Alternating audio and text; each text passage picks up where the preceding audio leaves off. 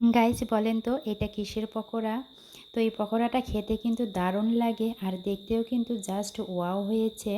তো যাই হোক অনেকেই হয়তোবা বুঝতে পেরেছেন এটা হচ্ছে মিষ্টি কুমড়া ফুলের পকোড়া।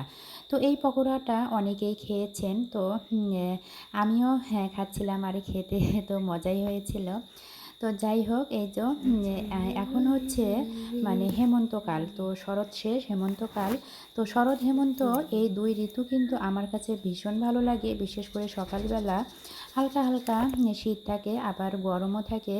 তো সকালবেলাটা কিন্তু বেশ ভালো লাগে। তো যাই হোক আমি কিছু মিষ্টি কুমড়া ফুল তুলে নিচ্ছিলাম। আর ফুলগুলো আমার তোলা হয়ে গেলে এখন আমি বাড়ির দিকে যাব। আর এই ফুলের মানে মিষ্টি কুমড়া গাছের কিন্তু তেমন কোনো চেহারা নেই, একদম লিকলিকে। তো যাই হোক বেশ ফুল ফুটেছিল। তো এবার হচ্ছে আমি বাড়িতে এসে এগুলো প্রসেস করব, মানে হচ্ছে পকোড়া বানাবো। এখানে আমি একটা ব্যাটার বানিয়ে নিয়েছিলাম আর ব্যাটারের মধ্যে মরিচের গুঁড়া, হলুদের গুঁড়া, লবণ, তো এগুলো আর দেখানো হয়নি। আর দিয়েছিলাম সামান্য পরিমাণ জিরার গুঁড়া। তো যাই হোক এবার কড়াইতে তেল দিয়ে তেলটা গরম হয়ে গেলে আমি হচ্ছে মিষ্টি কুমড়া ফুলগুলো দিয়ে দেব।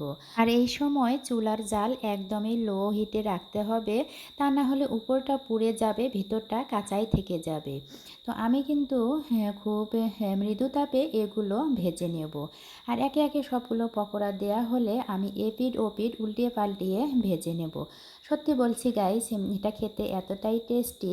অনেকেই রসুন দিয়ে খান, তবে রসুন দিলেও ভালো লাগে। তো যাই হোক আমি রসুনটা অ্যাভয়েড করেছিলাম। তো ফাইনালি এখন হচ্ছে পকোড়াগুলো আমার কমপ্লিট। তো আমি এখন একটা টেস্ট করে নিচ্ছি। সত্যি গাইস অনেকটাই মচমচে হয়েছিল।